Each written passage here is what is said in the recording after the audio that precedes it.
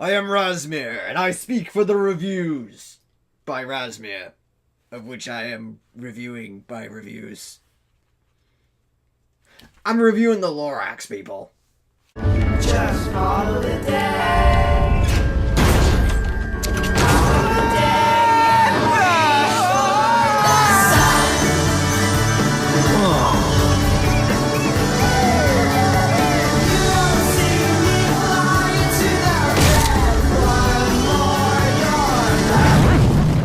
Did you chop down this tree? What's that?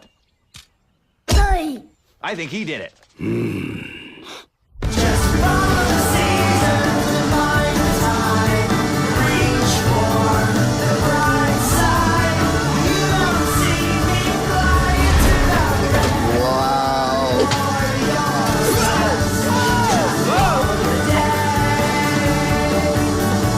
Follow the day and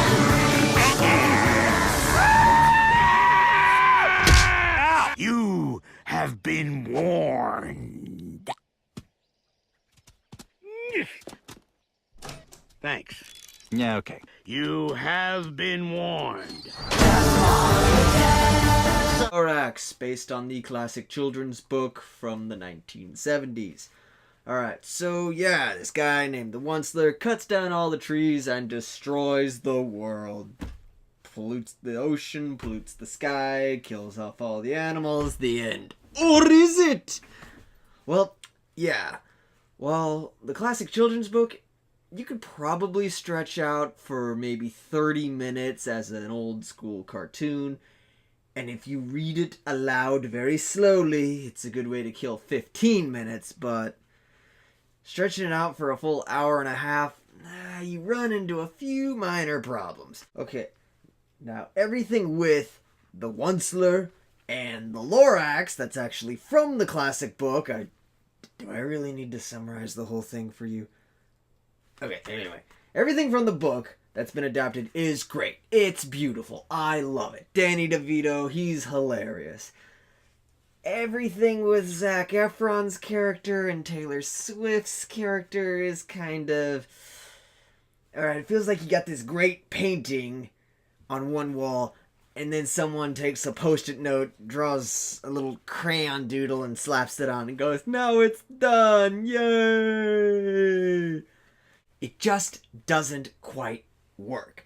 Zac Efron plays this, plucky young kid who has this crush on Taylor Swift's character, the pretty girl next door, and somehow she knows about trees, despite the fact that they live in a treeless, artificial world of like a nature apocalypse.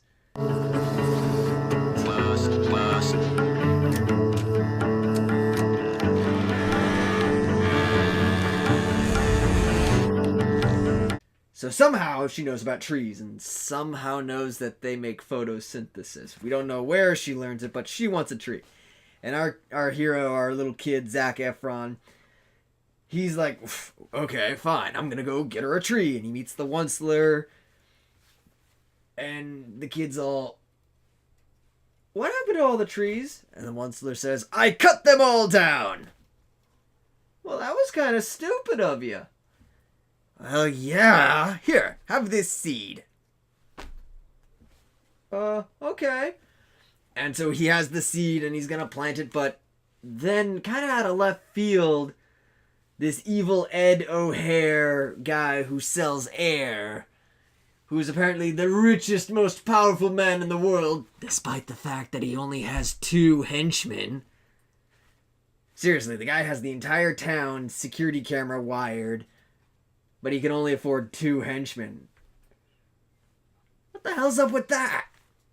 Speaking of the added, tacked-on stuff, this villain, Ed O'Hare, the guy who found a way to sell and bottle air, where's he getting the air if there are no more trees? They never quite explain that. Also, if he's the richest guy in town, where's his army? He only has 2 henchmen.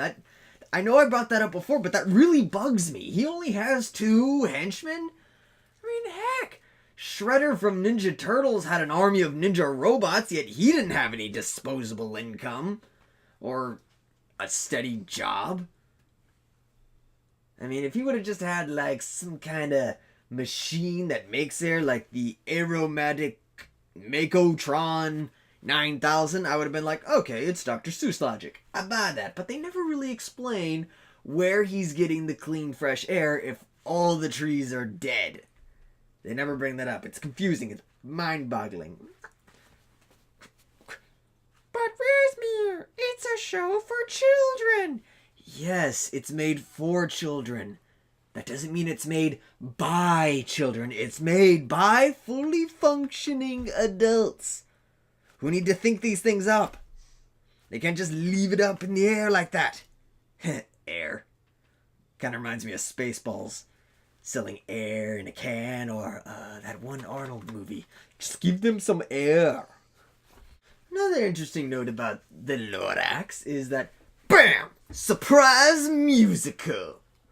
Yeah, the trailers and the commercials do not advertise this movie as a musical, and I was pleasantly surprised because I love me a musical. Though, one thing that's a little, curious is Taylor Swift, Zac Efron. Zac Efron's famous for being in the High School Musical trilogy, and Taylor Swift is, I guess, a country western singer, yet neither of them get a major number. I'm not big fans of them, I just think it's weird. It's like making a musical with David Bowie and Idina Menzel, and you don't give either of them a song. It's just perplexing. Now, the animation is very good, it's very bright, it's very colorful, and it's very enjoyable, so I give it a pass. And the voice acting is pretty good for the most part. I particularly love Danny DeVito as the LORAX, and Betty White as the wise old granny, surprise, surprise, is a lot of fun. One thing I truly, deeply want to praise about the movie is how they handle the character of the Onceler. In the original Dr. Seuss book, we never see the Onceler. All we see are his hands coming out of a cart or poking out of a doorway or a window. That'd be kind of weird if I did all of my reviews with just my hands. Yes, everything would look like this or this. I don't think this is a good idea.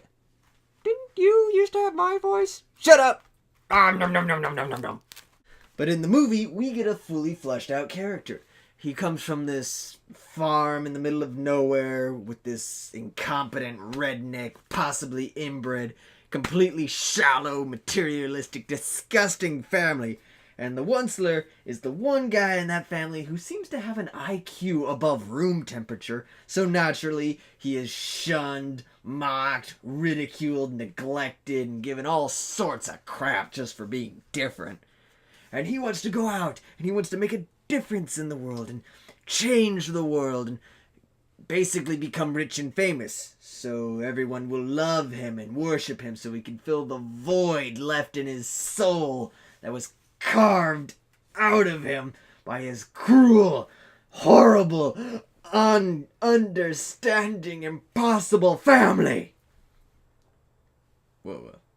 And all the money, and all the power, and all the fame, and all the glory for inventing his Thneed, which is this all-purpose super towel / shirt / hat. It's Dr. Seuss. It's that kind of logic, people.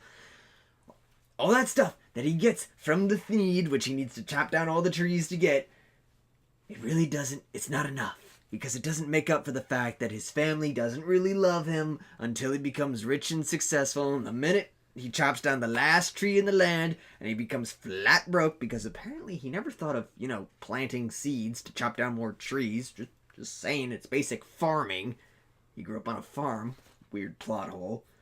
Anywho, his family dumps him the minute he is broken. Now he's just as empty, if not more so, than he ever was.